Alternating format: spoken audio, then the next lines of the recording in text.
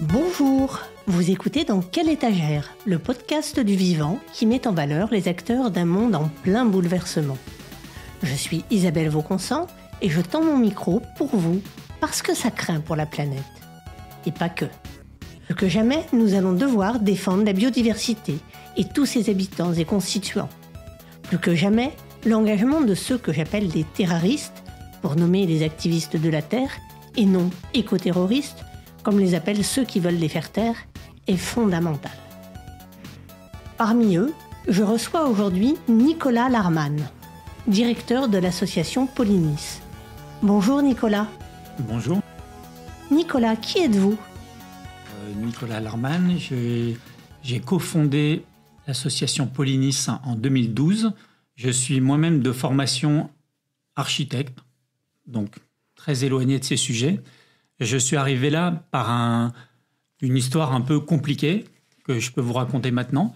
J'étais très intéressé pendant mes études par le patrimoine bâti et culturel, ce qui m'a fait découvrir une fondation anglaise qui s'appelle le National Trust. C'est une fondation qui a été créée à la fin du 19e siècle en Angleterre par 3 riches Anglais dans l'esprit philanthropique de l'époque, qui a commencé par racheter les commons, c'est-à-dire les prés communaux qui tombaient en désuétude à l'époque, pour essayer d'améliorer les quartiers de la ville industrielle qui était en train de se construire sous leurs yeux. Et pour essayer de remettre un peu de nature dans la ville pour ses habitants, ils ont commencé par faire des parcs urbains. Et puis je ne sais pas comment ça s'est passé. Petit à petit, ils ont voulu soustraire à l'urbanisation des propriétés qu'ils voulaient préserver pour les générations à venir. Et alors, ils ont développé une sorte de vision de tout ce qu'il fallait protéger pour les générations à venir. Ça allait de la côte anglaise, c'est eux qui ont inspiré le Conservatoire du littoral en France, qui a pour objectif d'arriver à protéger 30% de la côte française. Le National Trust est propriétaire d'un tiers de la côte anglaise, donc il maintient en dehors de l'urbanisation et qu'il protège. Donc c'est assez exceptionnel. Ils ont réussi à protéger donc le patrimoine bâti et culturel d'une grande partie de l'Angleterre. Ils protègent l'équivalent un peu de nos réserves naturelles. Comment ça vous a emmené vers les abeilles ? Alors c'est une bonne question. L'un des principes du National Trust, c'est qu'ils maintiennent, quand ils rachètent une propriété pour la protéger, ils essayent de maintenir au maximum les activités économiques qui dépendent de cette propriété. Et bien, par exemple, pendant longtemps, si on achetait une propriété ancienne, comme un manoir ou un petit château, avec la propriété d'origine, il y avait 3 ou 4 fermes qui étaient rattachées à cette propriété et qui étaient la raison d'être économique. Ils ont maintenu ces fermes en place. Ils se sont retrouvés, après quelques décennies, à être les premiers fermiers d'Angleterre derrière la famille royale. J'avais un intérêt particulier pour ces fermes, pour l'architecture des fermes, parce que j'ai l'impression d'avoir passé mon enfance avec ma famille, qui était une famille d'architectes, de ferme en ferme, parce qu'il y a un patrimoine architectural fermier exceptionnel en France. On fait 30 km et on se retrouve avec un nouveau programme, des nouveaux matériaux. Le National Trust communiquait beaucoup sur ces questions agricoles, parce qu'ils ont toujours essayé d'intéresser les gens à leurs travaux, et ils essayaient de vibrer avec l'époque. J'ai vu toutes les questions qui se posaient. Et à travers eux, j'ai commencé à découvrir, en fait, à tirer les fils des questions agricoles et à découvrir un monde en ébullition. C'est-à-dire un monde qui était au bord de la rupture, un modèle économique, un modèle productif très néfaste, dont on voyait les conséquences à tous les niveaux, chez les agriculteurs, dans l'économie des fermes agroalimentaires. J'ai découvert également toutes les initiatives à travers le monde qui essayaient de trouver le modèle d'après. Ça m'a fasciné.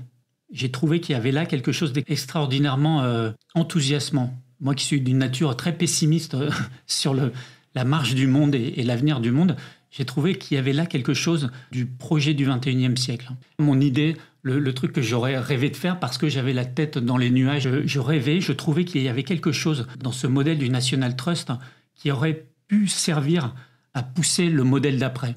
Par exemple, une fondation qui soit capable de racheter quelques fermes pour en faire des fermes modèles, c'est-à-dire des fermes expérimentales qui soient capables de tester en live l'agroécologie, des méthodes de sortir de la crise de la biodiversité, sortir de la crise du paysage. Tous ces problèmes-là, c'est des problèmes extrêmement complexes à adresser à travers le marché. Dans l'ensemble, Les fermes sont hors marché. Il y a une économie de l'agriculture extrêmement compliquée à appréhender. Il y a toute une chaîne agro-industrielle qui s'est formée en quelques décennies, dont les producteurs eux-mêmes sont les maillons faibles. La plupart d'entre eux ne vivent que parce qu'ils sont 100% subventionnés par la collectivité. On entend par exemple le président de la FNSEA, syndicat majoritaire des agriculteurs conventionnels, qui vient parler de marché. Dès qu'il y a une mesure pour sauver la biodiversité, une mesure écologique, juste pour répondre aux limites du modèle qui a été mis en place, il faut sauver la ferme France, il faut préserver la concurrence, des tas de notions économiques qui ne sont absolument pas applicables aux fermes. En m'intéressant aux problèmes de l'agriculture, en m'intéressant aux fermes, évidemment, à l'époque, je suis tombé sur les problèmes que rencontraient les apiculteurs et le problème d'effondrement des colonies d'abeilles qui étaient liés, c'est ce qu'on a poussé à l'époque, qui était lié à une certaine classe de pesticides systémiques qui s'appellent les néonicotinoïdes. Ce n'était pas encore un vrai sujet de société, mais les apiculteurs qui avaient vu l'effet de ces produits sur leurs ruches étaient vent debout contre ces produits.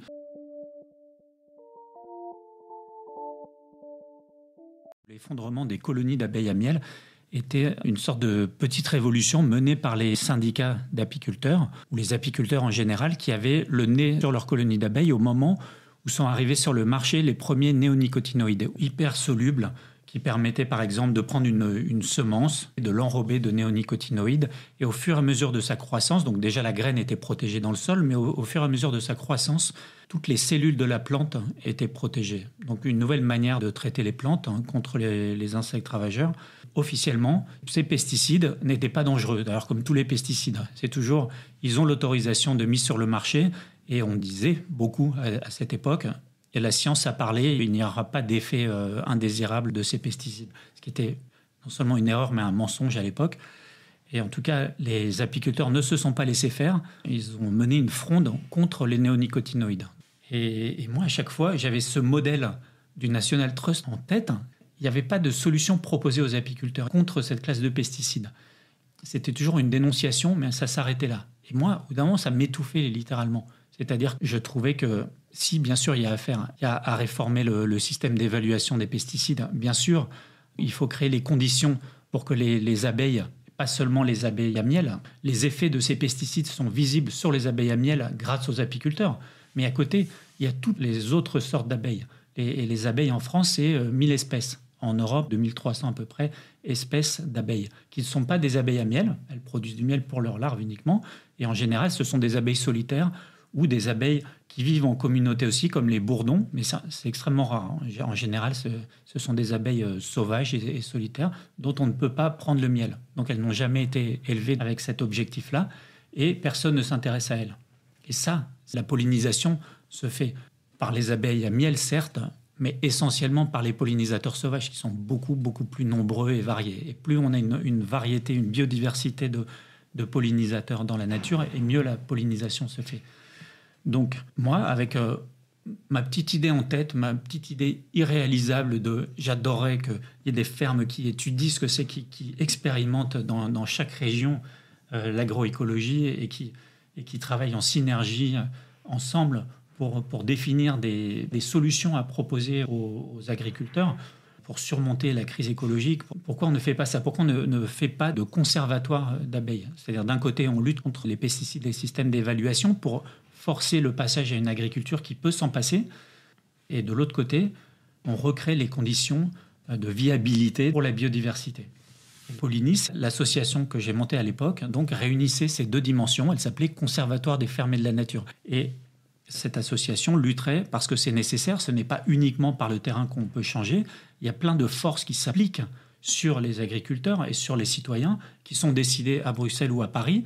Et il faut lutter pour changer ce cadre réglementaire. Voilà les deux objectifs du Conservatoire des fermes et de la nature. Et Pollinis, c'était un premier projet de cette association qui était destiné à monter. À l'époque, ça s'appelait Pollinis et dessous, Réseau des conservatoires de fermes et pollinisateurs. C'était ça le projet. Le projet politique, c'est-à-dire d'attaquer les néonicotinoïdes, a eu un succès immédiat. Le projet monter des conservatoires pour les abeilles et pollinisateurs, ça c'est une autre histoire. Parce que Là, vraiment, on arrivait avec aucune expérience, aucun réseau. Ça a été un massacre. Vraiment, on a dû faire marche arrière. L'idée était bien, je trouve, encore maintenant. Je trouve que c'était une bonne idée. Mais alors, pour arriver à monter concrètement une idée pareille, il faut beaucoup plus de moyens que ce qu'on avait à l'époque, ça c'est sûr.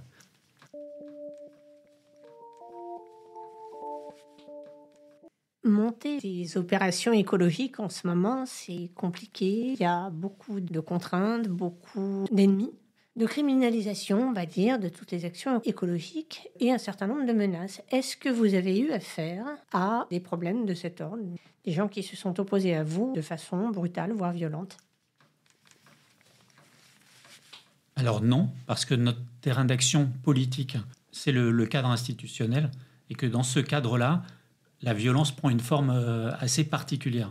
C'est-à-dire qu'on s'oppose au système et on subit le système, mais c'est pas, il n'y a pas de violence physique possible. Moi, personnellement, je ne l'ai pas expérimenté comme ça.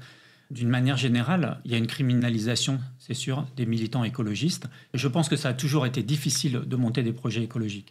Et l'écologie politique s'est toujours confrontée en fait, au système majoritaire, dominant et qui occupe le terrain. Ça, je pense que ça existait bien avant Polynice et que pour répondre à cette violence sur le terrain, là, il faut être autrement plus costaud que Polynice. Il faut des réseaux constitués, des syndicats, des réseaux d'associations. Mais il y a une chose qui a évolué, que j'ai vu évoluer depuis 2012, depuis la création de Polynice. C'est une sorte c'est assez récent. Je dirais que ça date essentiellement du deuxième septennat d'Emmanuel Macron. C'est une sorte de décomplexion. On n'est pas le seul à avoir emmené la politique dans ce sens-là. On l'observe dans la plupart des pays européens. Au niveau européen, à Bruxelles, ça c'est sûr.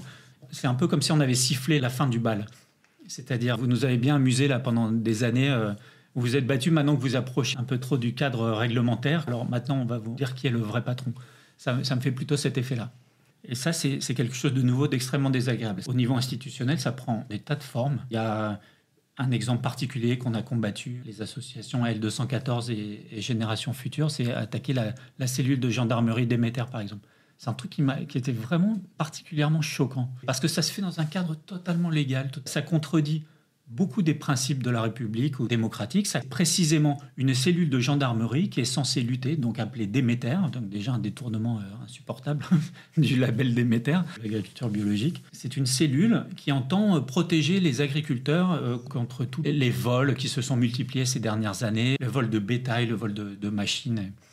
Bon, ça pourquoi pas. Je veux dire, ce sont des actes illégaux qui sont déjà largement réprimés par la loi. Pourquoi faire une cellule de gendarmerie? Cette cellule, elle ne l'avouait pas directement. Il a fallu qu'on les traîne devant la justice. Le Conseil d'État a demandé à la cellule de gendarmerie d'Émetteur, Polynice, L214, Génération Future, nous disent que c'est une sorte de police idéologique qui ne combat pas simplement les vols, mais qui entend s'attaquer à l'agribashing, c'est-à-dire, c'est un mot qui, je ne sais pas d'où il sort, des États-Unis, ça c'est sûr, mais qui a lancé pour la première fois cette idée d'agribashing, que dès qu'on dénonçait les méfaits de l'agriculture conventionnelle, industrielle, dominante, on bâchait, c'est-à-dire on diffamait les agriculteurs. Ça, c'est vraiment déjà un glissement sémantique impressionnant.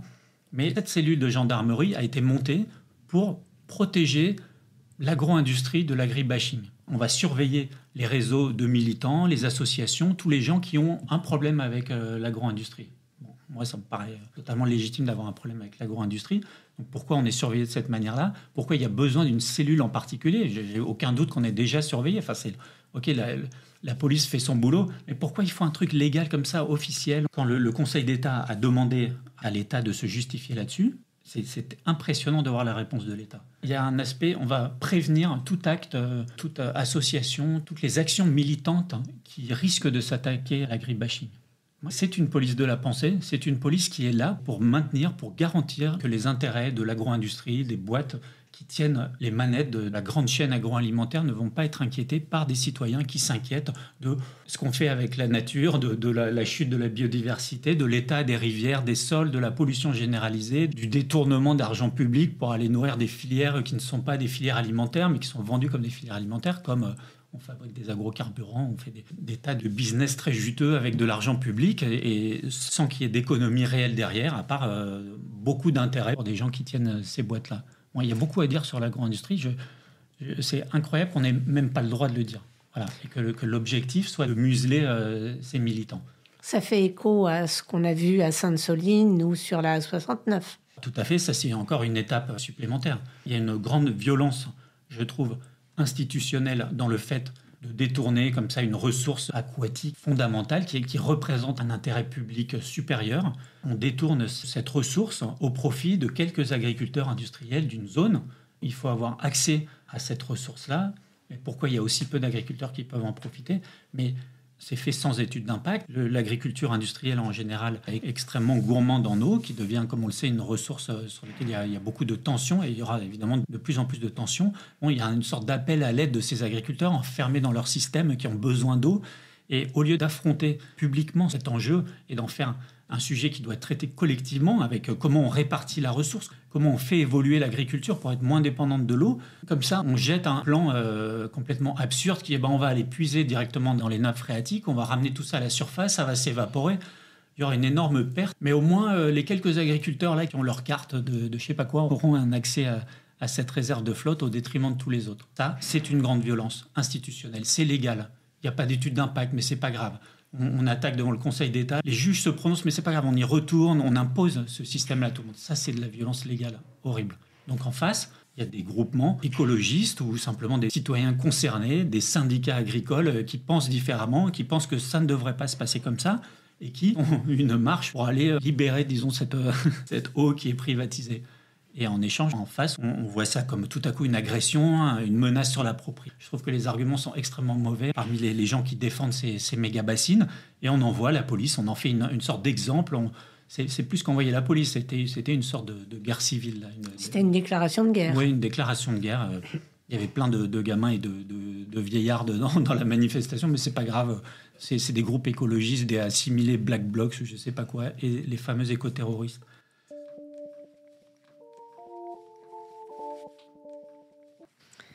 Vous avez des soutiens, des engagements, donc des financements. Est-ce que vous pouvez un petit peu me faire un panorama général ? Oui, alors Polynis est un modèle économique assez rare finalement, qui est celui de l'organisation Greenpeace. C'est-à-dire qu'elle dépend, Polynis comme Greenpeace, dépend à 100% du financement que les citoyens vont lui accorder. Que les gens qui sont intéressés par ces sujets, qu'on a réussi à alerter, à sensibiliser, à convaincre qu'on avait des solutions possibles et qu'il fallait se mobiliser pour ça, font des dons à l'association, à Polynis. C'est des petits dons à la hauteur de ce qu'ils sont capables de faire, mais c'est leur engagement. Et il n'y a pas d'autre source de financement que ça. Et donc, évidemment, c'est extrêmement contraignant de démarrer une organisation comme ça, parce qu'il faut être... On n'a pas au début de crédibilité. Il faut convaincre les gens que non seulement c'est un problème et qu'ils ont besoin de nous aider financièrement, qu'il faut qu'ils accordent une partie de ce qu'ils ont gagné pour financer ces projets-là.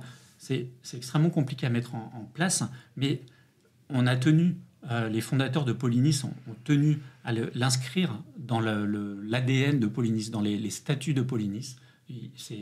On n'a pas le droit de toucher d'argent public, par exemple, ou de toucher d'argent de sociétés qui pourraient avoir une influence, qui pourraient, à un moment ou à un autre, influencer les décisions de l'association.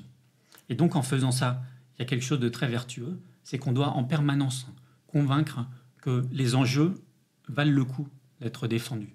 C'est-à-dire que non seulement ce sont des enjeux majeurs pour la société et pour notre avenir à tous, mais qu'en plus, ce sont des enjeux qui doivent être adressés directement par les citoyens. Et on doit les convaincre suffisamment que c'est suffisamment important et qu'on a une réponse à apporter pour qu'ils nous aident, pour qu'ils nous envoient leurs petits chèques régulièrement et qu'ils nous disent « Ok, je suis d'accord avec ces principes et je suis d'accord avec ce que vous faites, je pense que c'est important et voilà ce que j'ai à vous donner ». C'est extrêmement émouvant de voir, on a plein de messages tout le temps de gens qui écrivent d'une écriture tremblée je ne gagne que 500 € par mois, mais je ne peux pas vous donner plus que 5 €, 10 €, mais voilà ce que, en fait, faites-le pour moi. Et ça, je trouve que c'est un principe extrêmement vertueux. Il y a quelque chose là qui répond à un principe qu'on peut observer partout, qui s'appelle le biais du financeur. la personne qui va financer une organisation, une action, d'une manière ou d'une autre, c'est elle qui va décider. C'est elle qui va influencer le projet. Et c'est exactement ce qu'on recherche là. On ne veut pas, par exemple, de financement public. Pourquoi ? Parce qu'on ne veut pas que la Commission européenne, par exemple, ou l'État français nous donne de l'argent pour un projet, même vertueux, parce que on va lancer un projet complexe sur plusieurs années. On a besoin de réunir une équipe de gens de valeur qui sont enthousiastes, qui vont travailler sur ce truc-là. Et tout à coup, pour une raison ou une autre, pour un changement de gouvernement ou pour un changement d'idée, ou parce que ça contredit des intérêts, on va nous laisser faire pendant 2-3 ans. Et puis, d'un moment, quand tout est en place, on va dire, bon, désolé, on n'a plus d'argent pour vous. L'an prochain, débrouillez-vous. Et tout ce qui a été investi, tout ce qui a été fait, on l'a déjà expérimenté. On a déjà sauvé un projet, par exemple, qui avait été mené par l'INRAE, qui s'appelait Apiform, un magnifique projet sur le recensement des insectes pollinisateurs sur les fermes des lycées agricoles. Ils avaient déjà bossé, dans mon souvenir, au moins 3 ans. Et l'État avait dit, oh, c'est pas important, il n'y aura pas de financement pour la suite. Ça m'avait rendu dingue à l'époque. Donc on a pris sur nous, sans essayer de convaincre les citoyens qui se financent les projets, que si on va mettre l'argent qui est nécessaire pour aller au bout de ce projet. C'est du gâchis, là c'est de l'argent public et un intérêt public que je trouvais majeur. C'est pour éviter ce genre d'écueil que Polliny, c'est 100% financé par les citoyens. Et en faisant ça, on les représente. Parce qu'en fait, on doit les convaincre tout le temps. On dit, voilà ce qu'on fait, voilà les enjeux. On communique extrêmement régulièrement avec tous ceux qui nous soutiennent ou qui participent à nos actions sur Internet. Et non seulement c'est bon parce que ça fait passer les messages, ça sensibilise les gens, ça les emmène avec nous dans ces combats, soit politiques, soit ces actions de terrain, et on leur rend des comptes de cette manière-là. Et c'est extrêmement fragile. Si on fait une erreur, si on s'est trompé, si on a mal expliqué, on voit instantanément. Personne ne répond, ne réagit. Et c'est ultra utile, cette espèce d'aiguillon permanent de faites les choses bien pour nous, ou en tout cas, sinon ça s'arrête du jour au lendemain. Combien sont-ils ? De donateurs, entre 23 et 25 000. C'est qu'une toute petite partie des gens qu'on arrive à convaincre de se mobiliser. Je trouve ça normal. C'est pas du tout le même engagement de répondre à des pétitions dont on a besoin pour aller solliciter les responsables politiques, pour représenter ces citoyens auprès des responsables politiques. Il y a 1,2 million de personnes qui soutiennent les actions numériques, disons, de Polynis, qui nous permettent d'aller faire le travail de plaidoyer profond et de mener les projets complexes sur la durée. C'est énorme. Donc, c'est une toute petite partie de ces gens qui sont capables de financer les projets et le travail. Mais ça permet déjà de financer énormément de choses. Est-ce qu'il y a une action phare dont vous aimeriez me parler ? Ça, c'est une vraie difficulté parce qu'il y a énormément de choses qu'on fait. Dans le monde entier, en ce moment, on assiste à une évolution, la révolution biotechnologique. Elle va toucher beaucoup de domaines dans le monde. C'est pas que l'agriculture, la santé. C'est une vraie révolution technologique, mais il n'y en a pas si souvent. Et ça va avoir beaucoup de conséquences pour le meilleur et pour le pire. On peut espérer beaucoup de choses sur la santé, par exemple. On nous fait croire là, depuis quelques années, que ça va être une révolution pour le meilleur pour l'agriculture. Ces produits, ça va des nouveaux OGM, plantes, aux organismes modifiés, que ce soit des micro-organismes ou des grands organismes comme des vaches, comme n'importe quoi, du bétail qu'on va élever. Toutes sortes de plantes, ça va toucher jusqu'aux mammouths. C'est un de leurs grands trucs, c'est mais on va pouvoir ressusciter des mammouths. Le monde entier joue à ce jeu dangereux d'apprenti sorcier qu'on connaît bien, avec plein de problèmes potentiels. Ce travail sur le génome, par exemple, des micro-organismes qui composent n'importe quel individu, des abeilles, par exemple. Tous ces micro-organismes sont en interaction constante. Les scientifiques appellent ça l'holobiome, c'est-à-dire le mélange de tous les micro-organismes qui passent des plantes aux insectes, des insectes à l'homme. Enfin, c'est vraiment très curieux et fascinant et génial. J'avoue qu'il y a quelque chose de presque mystique dans cette découverte d'une complexité infinie du vivant, des mécanismes qui permettent aux organismes de vivre ensemble. C'est quelque chose de fabuleux. On doit en être à une connaissance de 0,02% des micro-organismes qui existent. On arrive à intervenir sur le génome de micro-organismes que l'on trouve à l'intérieur du ventre des abeilles et on va modifier ces organismes pour supporter un insecticide ou pour être résistant à tel parasite. Ça, c'est ce qu'on vend de mieux. Ou pour la faire travailler plus, pour qu'elle produise plus de miel. C'est une dérive insupportable. Tout ça pour ne pas s'attaquer aux vraies causes de la disparition des abeilles. Ça fait que On va proposer une solution contre le varroa, parasite très, très nocif pour les colonies d'abeilles à miel, ou pour la noséma, ou je ne sais pas quelle maladie qui touche les abeilles. Vous inquiétez pas, on sait faire. Et on va vous proposer de modifier ce microbiote.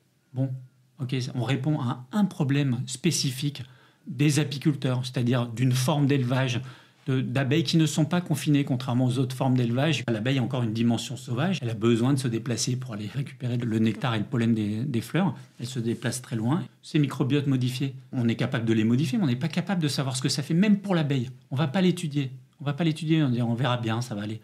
On va relâcher ça dans la nature et on va se retrouver avec des échanges de ces abeilles à miel sauvages avec des abeilles à miel non sauvages, ça existe, avec des bourdons. On ne maîtrise rien de tout ça.